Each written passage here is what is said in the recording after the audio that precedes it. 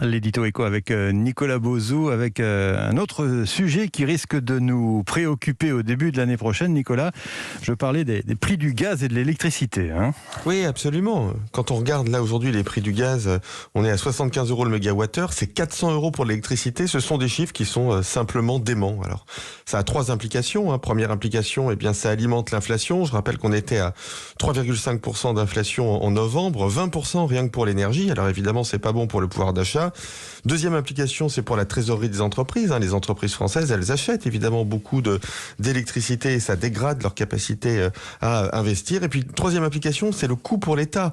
Parce qu'il n'y a pas eu simplement le chèque inflation. L'État compense en très grande partie l'augmentation des coûts de l'électricité, qui en France sont limités à 4%. Tout ceci va coûter plus de 10 milliards d'euros à l'État. Là aussi, c'est absolument dément. Alors, question toute simple, Nicolas, qu'est-ce qu'on peut faire ?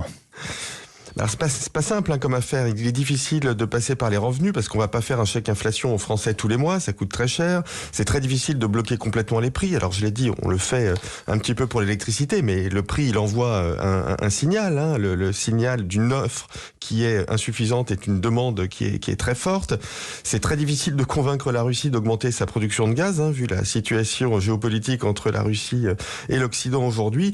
En fait, la seule chose que l'on puisse faire à long terme, c'est changer les conditions d'offre, c'est-à-dire augmenter considérablement nos capacités de production électrique au niveau mondial. Le problème, c'est que certains gouvernements font n'importe quoi. Regardez la Belgique, par exemple, qui vient de décider de sortir du nucléaire. Il faut faire l'inverse. Ça sera forcément un sujet qui risque de perturber le débat dans la présidentielle.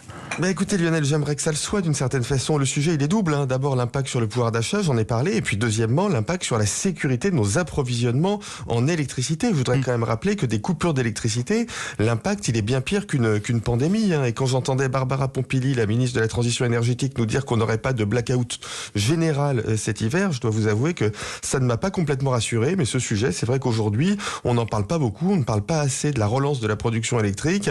La gauche et les écologistes en particulier n'en parlent pas du tout. Visiblement, ils s'intéressent plus à l'écriture inclusive et à la défense de Sciences Po Grenoble qu'aux problèmes de pouvoir d'achat et d'électricité de nos concitoyens. Il ne faut pas qu'ils s'étonnent de ne plus avoir d'électeurs. Merci Nicolas Bauzou.